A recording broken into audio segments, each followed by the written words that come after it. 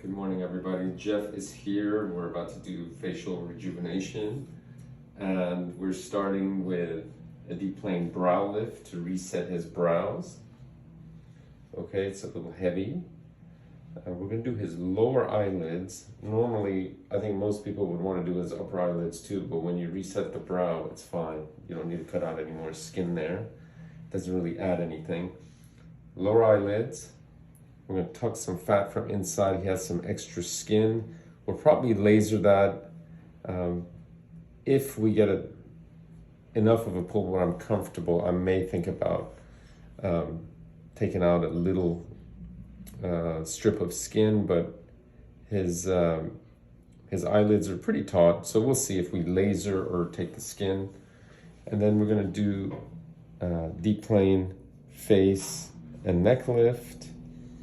I've done some markings here. This is the superior temporal crest, inferior temporal crest. This is his zygomaticus muscle.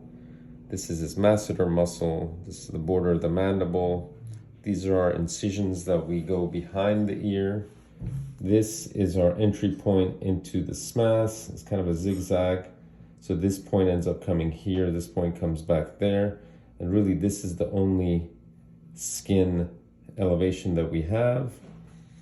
This would be a kind of a normal deep plane entry point, but I put mine farther back. Then, because, Jay, if you can come over here, you see when you pull hard, you see everything go back, but there's still a bulge here, especially when he tucks his chin down. Okay, so there's still a bulge there, so we're gonna have to address that. And when you look under his neck, you see the neck anatomy. So this is the hyoid bone goes from here to here, and attached to that are the anterior belly of the digastric, the posterior belly of the digastric, and the mandibular border. And this triangle is called the submandibular triangle and has a lot of nerves and vessels. And this big guy in here, which is a submandibular gland there. Same thing on this submandibular triangle, there's a gland there. And then in him, I can feel some subplatysmal fat, meaning there's fat not just under his skin, but under the muscle layer, which is the platysma. Under that, there's more fat. And then these muscles are gonna have to get tightened up. And then the platysma gets sewn, so he has this nice angle like that. So you want this kind of a result when it's all said and done with, especially when he tucks his chin down.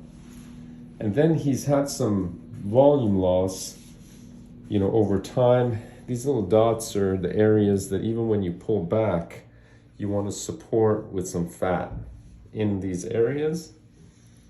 And then he's going to be good to go. How you feeling?